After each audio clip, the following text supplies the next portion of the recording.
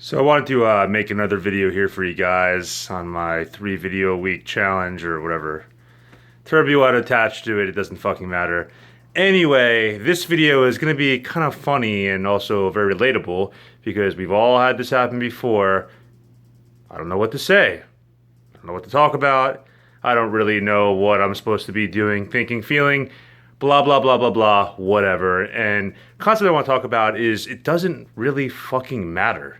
At the end of the day, you know, how you're feeling, whether that's free-flowing, stifled, happy, sad, ugly, handsome, awesome, dead, alive, hopefully alive, doesn't really matter because it's going to come through in your vibe anyway. And so to spend time in your head thinking to myself, well, I want to talk about, you know, achieving your goals and being the best version of yourself possible in this video.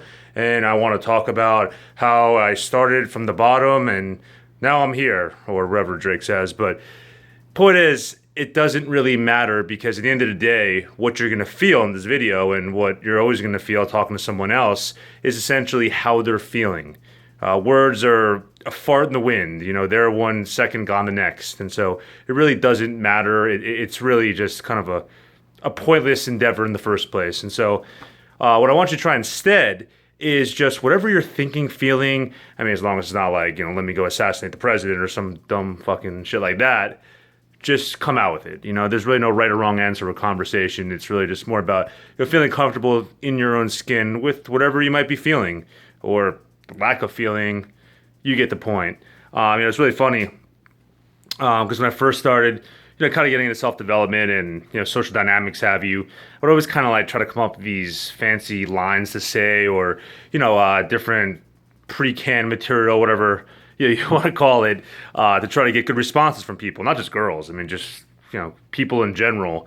And it was so funny because I'd memorize these lines, you know, day in, day and night, and I'd like get so excited and, you know, walk out to the club and, you know, first girl I saw, you know, drop that charismatic, witty, charming line I've been rehearsing in my head, you know, for the last 8 hours. And every time, I mean, it was so funny, you know, every time it would just kind of come out a little bumpy, or you could kind of tell I was like thinking about it before I said it.